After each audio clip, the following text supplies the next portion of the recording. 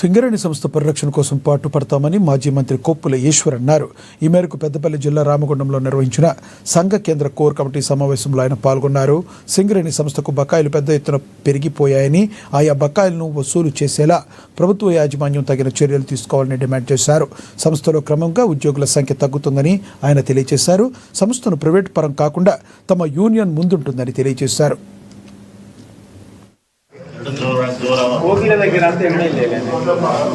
ఒకప్పుడు 1,21,000 మంది కార్మికులు ఉన్నటువంటి సంస్థ ఈరోజు 40,000 మందికి పడిపోయిందని అంటే ఎంత స్పీడ్గా మరి ఇక్కడ ప్రైవేటైజేషన్ జరుగుతున్నదో మనకు అర్థమవుతోంది. అదేవిధంగా కార్మికులకు సంబంధించినటువంటి అనేకమైనటువంటి కీలకమైనటువంటి ముఖ్య విషయాల పట్ల కూడా ప్రభుత్వం అదేవిధంగా యాజమాన్యం నిర్లక్ష్యం చేయడం, మరి ముఖ్యంగా కేసీఆర్ గారి హయాంలో నిర్వహించినటువంటి మెడికల్ బోర్డు ఆ ఇన్వాలిడేషన్ ఏదైతే ఉందో ఎంతో వేలాది మందికి ఉపాధినిచ్చినటువంటి దాన్ని నిర్వీర్యం చేసి దాన్ని ఎత్తేసేటువంటి ప్రయత్నం చేస్తూ ఉన్నారు.